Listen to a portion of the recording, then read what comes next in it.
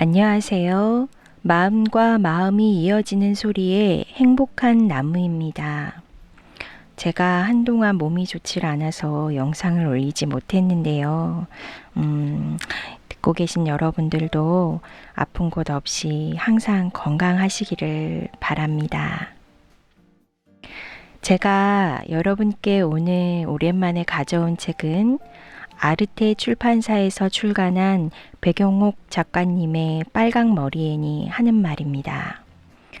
우리가 삶을 살아가면서 누구나 한 번쯤은 인간관계에서 실패했다고 느끼고 간절히 바라고 노력했던 꿈을 이루지 못하거나 여러 가지 실패의 경험을 해보셨을 것이라 여겨집니다. 힘들고 아팠던 경험으로 인해 어느 누군가는 더욱 움츠러들고 그 상황에서 숨어버리는 사람들도 있고, 또 어떤 누군가는 실패의 경험을 통해 그 전보다 한 발 더 나아가는 삶을 살아가는 분들도 계실 텐데요. 이 책의 저자인 백영옥 작가는 여러 가지 실패와 힘든 일을 겪으며 TV에서 방영되었던 빨강머리앤 애니메이션을 보고 애니 하는 말을 노트에 적으며 오래 꿈꿔왔던 것을 기대하고 도전합니다. 작은 기쁨부터 큰 슬픔까지 소녀 시절을 수놓는 마음들을 쉴 새 없이 나누었던 앤과의 추억, 그리고 인생의 가장 힘겨웠던 고비마다 뜻밖의 위안과 웃음과 눈물을 선물한 앤의 이야기들을 이제부터 어른으로의 삶을 헤쳐나가야 할 일과 연애와 꿈의 좌절에 끊임없이 맞닥뜨려야 할 날들을 다독이는 경류의 말로 되살려냈습니다. 저도 빨강머리앤 애니메이션을 좋아하는데요.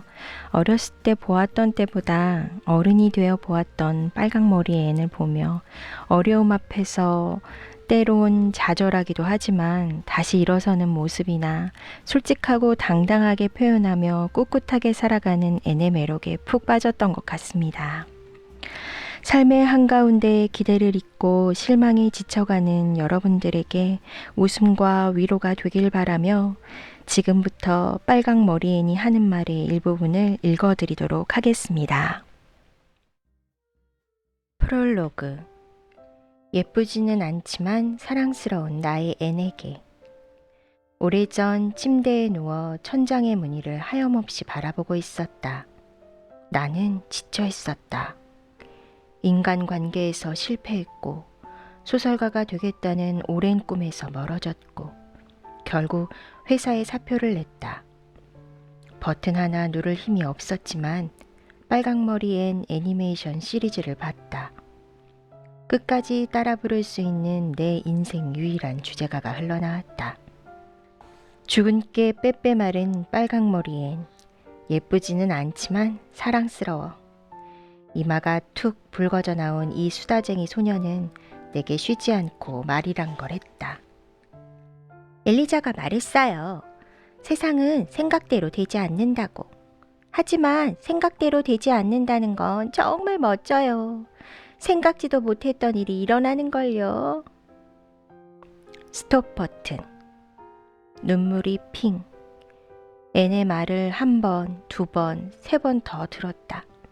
결국 눈물이 흘러내렸다. 될 줄 알았던 시험에서 미끄러졌을 때, 영원할 줄 알았던 애인과 헤어졌을 때, 제대로 된 길을 가고 있다고 생각했는데 거꾸로 가고 있었을 때, 오랫동안 꿈꾸던 것에서 멀어졌을 때, 다시 한번 회사의 사표를 쓰게 됐을 때 나는 앤의 말을 떠올렸다. 가끔은 앤에게 되묻고 싶기도 했다. 앤, 네 말처럼 생각대로 되지 않는다는 건 정말 멋진 걸까? 린드 아주머니는 아무것도 기대하지 않는 사람들은 축복받은 사람들이다. 왜냐하면 실망할 것도 없으니까 라고 말씀하셨어요. 하지만 저는 실망하는 것보다 아무것도 기대하지 않는 게 더 한심한 일이라고 생각해요. 수없이 앤을 봤다. 하지만 그때가 처음이었다. 나는 앤이 한 말을 노트에 적기 시작했다. 애니 한 말을 듣기만 했을 때와 그녀에게 들은 말을 노트에 적었을 때의 차이는 컸다. 그 차이만큼이 내겐 기적의 크기다. 나는 다시 한번 실망하더라도 오래 꿈꿔왔던 것을 기대해 보기로 했다. 나는 다시 소설을 쓰기 시작했다. 나는 다시 책을 읽기 시작했다. 안나 카레니나와 참을 수 없는 존재의 가벼움, 파우스트, 오만과 편견 같은 내 인생의 책들을. 아무것도 하지 않으면 결국 어떤 일도 일어나지 않을 테니까. 이 빨강머리 소녀가 내게 말하는 것도 그것이었을 테니까. 어쩌면 이것은 더 이상 기적을 믿지 않는 시대에 일어난 지극히 개인적인 기적에 관한 이야기인지도 모르겠다. 그리고 나는 소설가가 되었다. 이 책을 나의 빨강머리 애에게 바친다. 우연을 기다리는 힘. 누구에게나 빨강머리가 존재한다. 어떤 사람에게 그것은 평균 이하의 작은 키일 수도 있고 어떤 사람에겐 별 모양의 화상 자국일 수도. 어린 나이에 쓰게 된 두꺼운 난시 교정용 안경이나 유난히 뚱뚱한 몸일 수도 있다.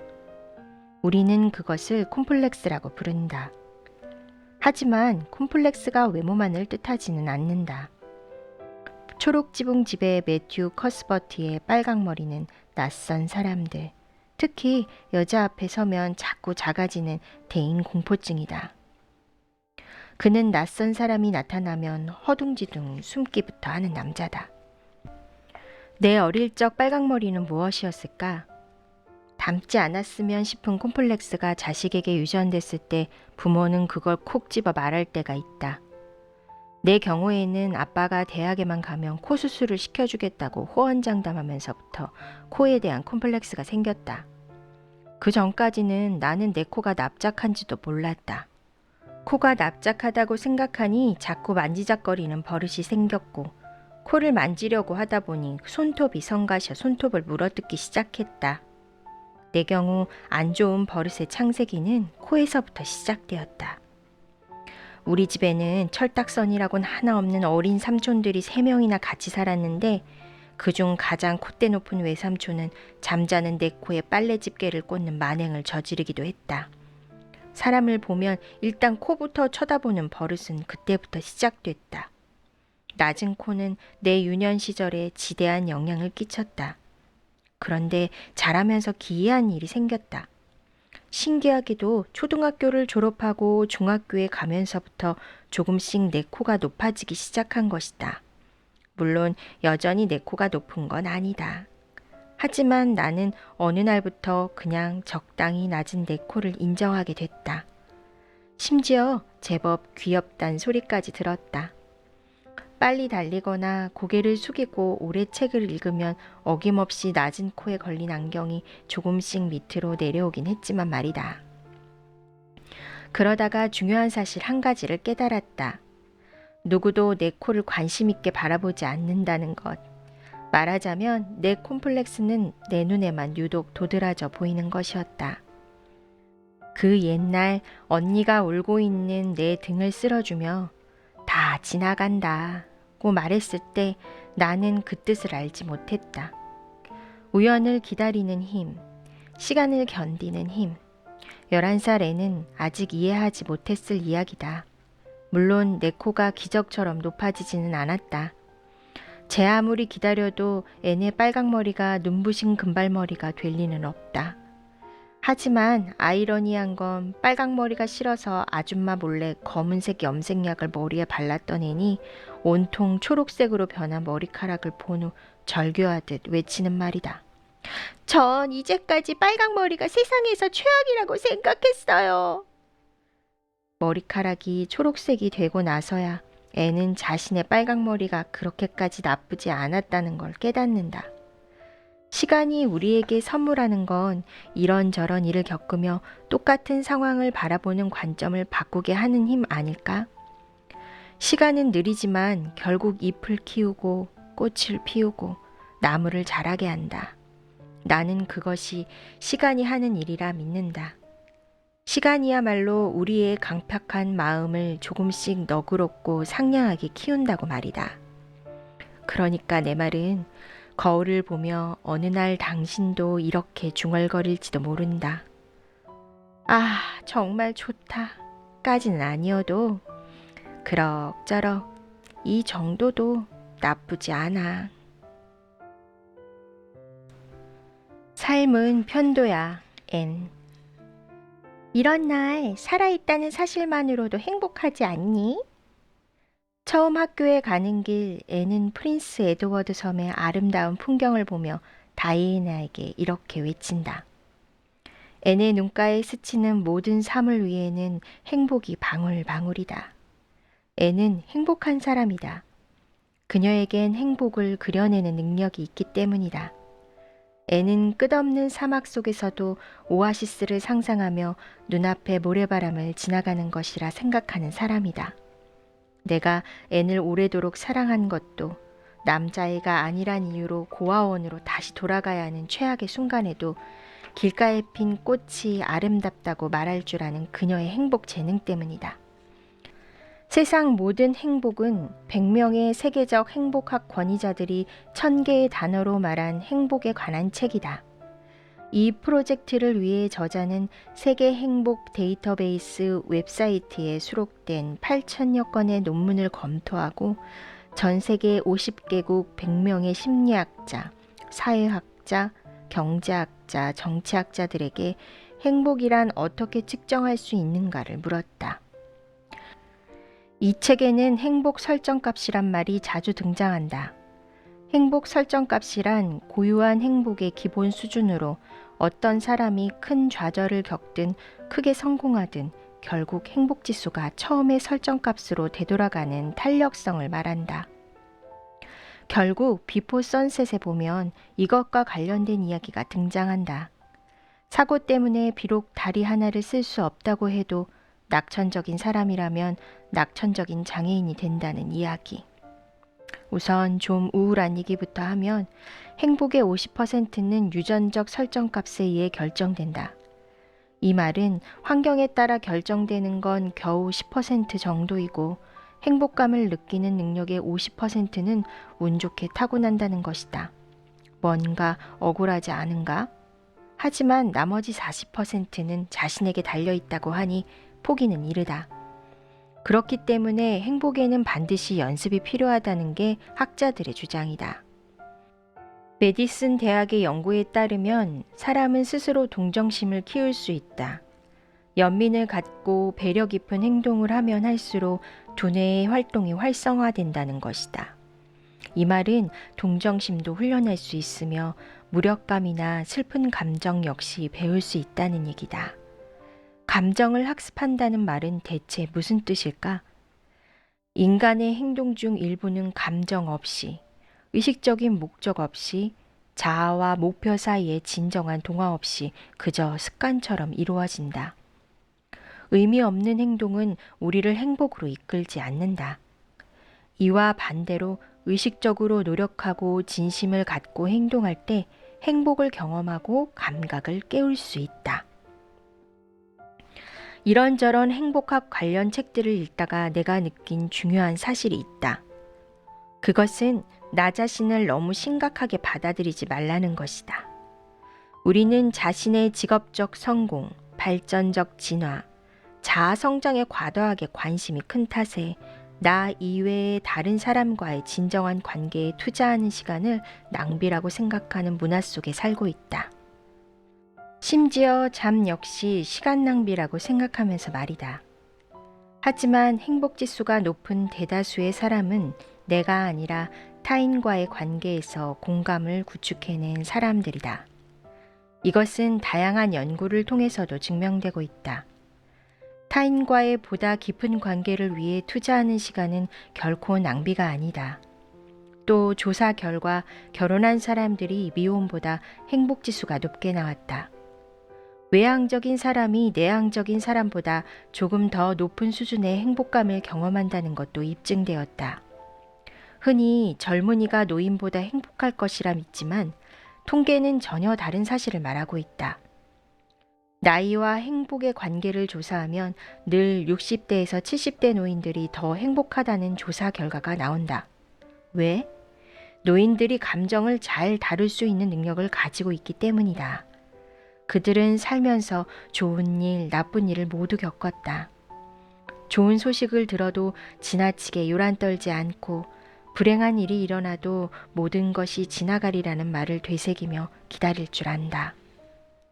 살아갈 시간이 10년밖에 남지 않았다는 걸 알게 되면 그 사람의 시간 시야는 확실히 좁아진다. 노인들이 행복한 건 그 때문이다. 시간 시야가 좁아진다는 건 과거에 연연하지 않고 미래를 걱정하지 않은 채 지금 이 순간을 살아간다는 뜻이다. 과거와 미래에서 자유로워지면 자신에게 주어진 이 순간에 가장 중요한 게 무엇인지 정확히 알게 된다. 공원에 가득 핀 목련을 보면서 다음날 해야 할 집안일을 걱정하는 일이 줄어드는 것이다. 노인들은 공원에 핀 저 꽃이 얼마나 빨리 시들고 지는지 수없이 보았을 것이다. 피어나는 꽃을 보면서 그들은 어쩌면 젊은 시절과는 다른 교훈을 얻었을지도 모른다. 꽃이 보여주는 건 아름다움 자체가 아니라 아름다움은 그토록 빠르게 사라진다는 사실이라는 것 말이다. 그러니 더 말할 것도 없다. 이 순간을 지금 만끽해야 한다. 슬픔 공부법.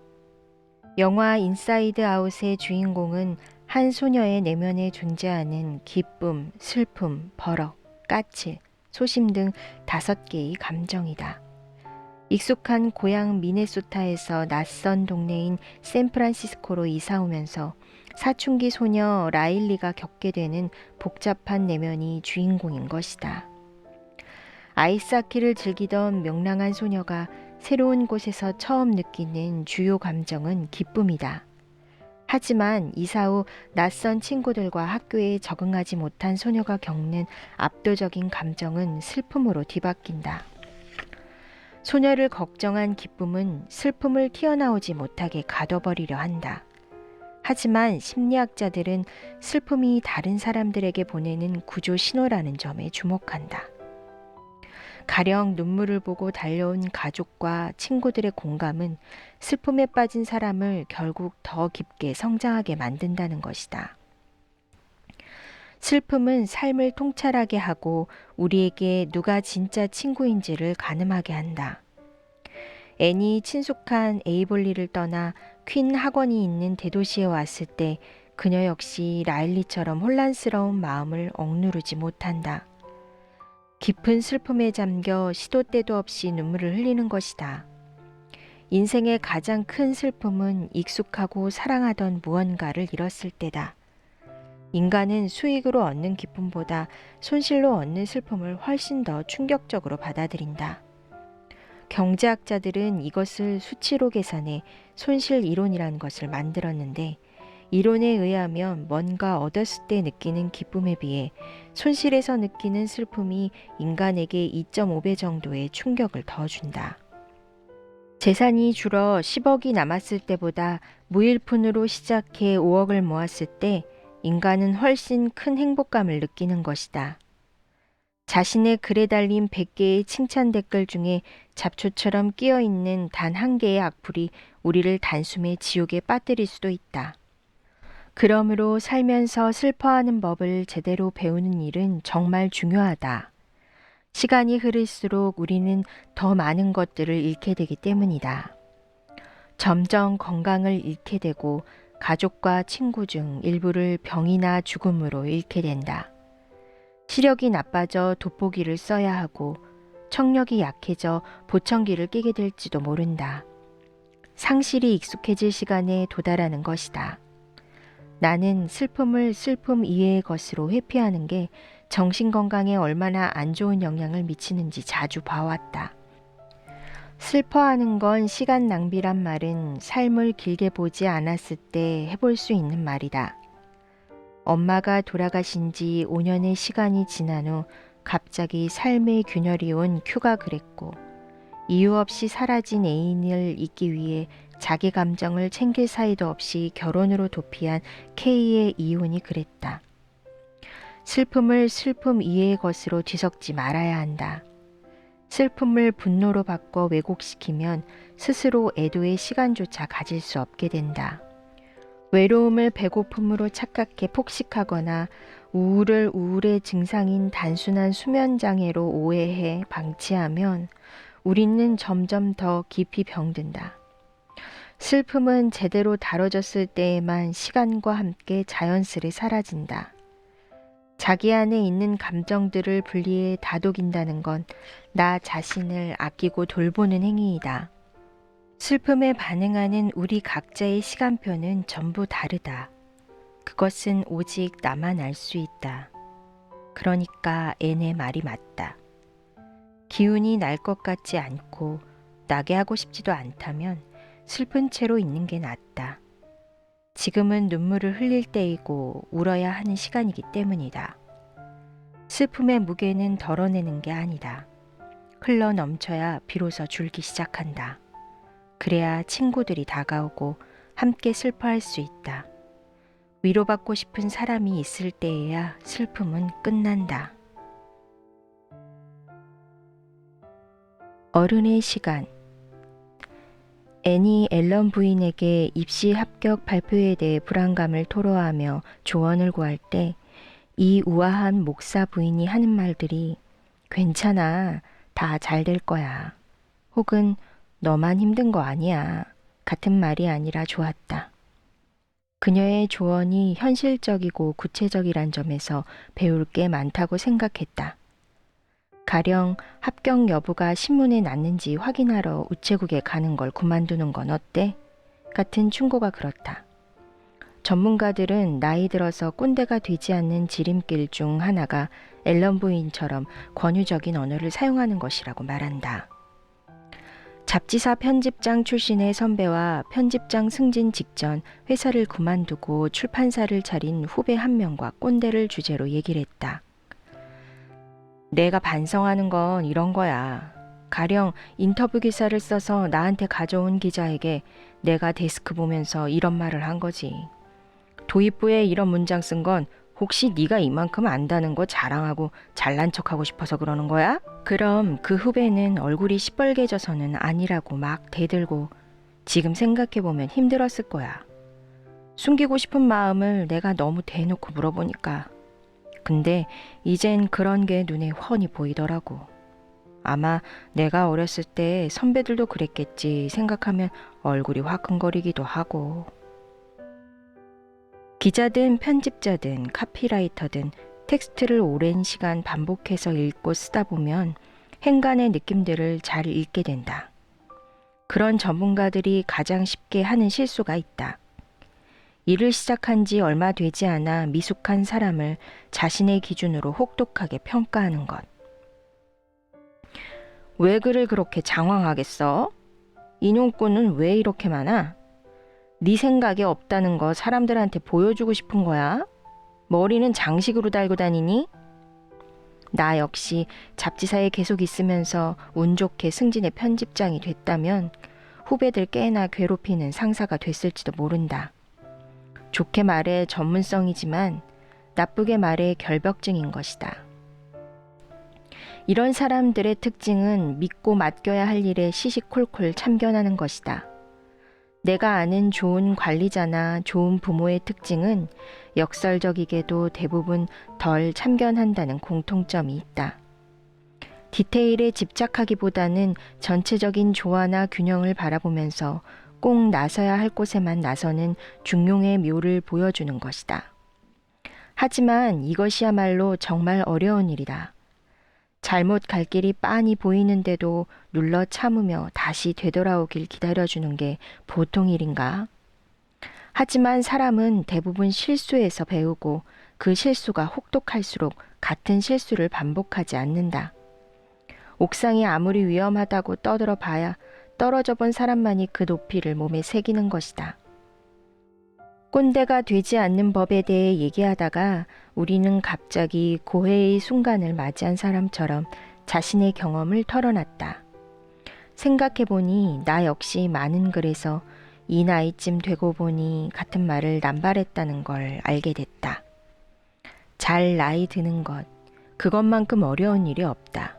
그러니 이것만은 잊지 말아야겠다. 충고는 그것을 청한 사람에게만 하자. 나이 운운하면서 섣불리 내 경험을 일반화시키지 말자. 조언을 한 뒤에는 그냥 잊자. 충고를 받아들일지 안 받아들일지는 그것을 듣는 사람 마음이다. 말하는 것보다 점점 듣는 즐거움을 깨닫자. 옛말 틀린 거 없다. 나이 들수록 입은 닫고 지갑은 열어야 하느니. 열심히 노력했으나 진다는 것. 간절함과 노력이 제대로 된 결과를 만들 것이란 기대는 어른들의 오랜 동화였다. 그것이 인간이 고집스러울 정도로 지켜낸 믿음이 아니었다면 연금술사나 시크릿 같은 책이 전 세계적으로 그렇게 많이 팔리지도 않았을 것이다. 그러나 우리가 사는 세상에는 짐작과 다른 일들이 너무 많이 일어난다. 원인과 결과는 대부분 퍼즐처럼 맞춰지지 않는다. 자본주의 사회에서 꿈과 희망은 언제나 인기 검색어 1위, 스테디셀러처럼 잘 팔리는 단어였다. 하지만 예술 장르인 사진의 예를 들어봐도 전 세계에서 벌어지는 포토 리뷰와 어워드, 페스티벌의 대다수는 예술가를 꿈꾸는 사람들이 내는 적지 않은 액수의 참가비로 운영된다. 가수가 되거나 연기자를 바라는 아이들의 꿈 너머에는 수많은 보컬 학원과 연기 학원들이 있다. 바리스타 학원, 항공승무원 학원, 미술 학원. 꿈꾸는 청춘들 뒤에는 늘 그들의 꿈과 열정을 이용하는 사람들이 있기 마련이다. 삶을 공부로, 공부를 다시 교육으로 바꾸면 벌어지는 일이다. 누군가의 꿈이 다른 누군가의 밥벌이가 되는 구조. 어른이 되며 내가 목격한 꿈은 그렇게 퇴색되어 갔다. 적어도 그것이 꿈은 직업이란 의미를 갖게 되는 순간 더욱 그랬다. 그러니까 꿈은 이루어진다라는 캐치프레이즈로 자기 희생을 포장하는 건 분명 문제가 있었다. 그래서 나는 이제 소설 등단을 포기했다는 엘의 말을 듣다가 이런 말을 한 건지도 모른다. 재능은 균등히 주어지지 않을 것이다. 기회는 우연에 의지할 것이다. 꿈이 악몽이 되는 건 한순간일 것이다. 간절하면 할수록 악몽의 내용은 더 끔찍해질 것이다. 예술은 불공정과 불공평의 세계이다. 중요한 건 어쩌면 노력하면 다 이루어진다와 어차피 안 될 거니까 노력하지 마라 사이에 있는 말들이 아닐까? 꿈은 이루어진다와 꿈은 꾸라고 있는 거지 이루라고 있는 게 아니다 사이의 말이 아닐까? 우리가 살아가는 세상에 단정적으로 이야기할 수 있는 게 얼마나 될까? 인간은 죽는다 정도가 아닐까? 한때 나는 노력이 의지라고 생각했었다. 그래서 늘 내 노력이 부족하다고 생각할 때마다 의지박약이란 말을 가장 먼저 떠올렸다. 하지만 이젠 노력이 일종의 재능이라는 걸 안다. 노력은 의지가 아니다. 노력이야말로 어떤 면에서 타고난 재능이다. 인간에게 주어진 가장 특별한 재능 말이다.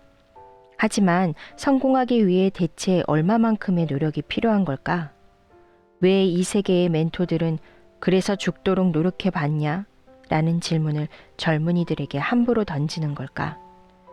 제 아무리 애쓰고 노력했는데도 안 되는 게 있다는 걸 왜 말하지 않을까? 그렇다면 우리가 정말 알아야 할 것은 노력 이후의 삶이다. 이렇게 말하는 게 가능하다면 노력해서 가장 좋은 건 이기는 게 아니다. 노력해서 가장 좋은 건 지지 않는 것이다. 우리가 사는 세상은 애니 살았던 세상과 비교할 수 없이 빠르다. 미래학자들은 20년 안에 현존하는 직업의 48%가 사라질 것이라 예상한다. 나는 이토록 빠르게 변하고 불안정한 세상에서는 지속 가능한 것에 대해 깊게 생각할 시기가 왔다고 생각한다. 세상을 살면서 언제나 이기는 건 불가능하다. 이긴다는 건 지속 가능한 일이 아니다. 그렇기 때문에 이젠 이기는 법이 아니라 지지 않는 법에 대해서 익혀야 한다. 더 나아가 지는 법에 대해서도 알아야 한다. 나는 언제나 지는 법에 대해 알려주는 학문이 있다면 좋겠다고 생각해왔다. 마치 유도를 배울 때 가장 먼저 익히는 게 낙법인 것처럼 지는 법, 잃는 법을 익힌다면 세상을 사는데 확실히 도움을 줄 거라고 말이다. 앤이 말한 노력해서 두 번째로 좋은 게 지는 것이란 말의 방점은 노력에 있지 지는 것에 있는 게 아니다. 하지만 앤의 말 속에는 세상의 노력만으로 이루어지지 않는 게 있다는 걸 명확히 이해하는 사람 특유의 체념이 있다. 세상 사람들이 가장 중요하다고 말하는 사랑은 어떤가? 학 10,000,000마리를 접는다 한들 내게 무관심한 사람을 나를 사랑하는 사람으로 만들기는 힘들다. 그러니 막연한 환상이 아니라 생생한 현실을 선택하는 편이 옳다. 실패도 잘해야 다음 성공의 초석이 될 수 있다. 지는 것 역시 그렇다.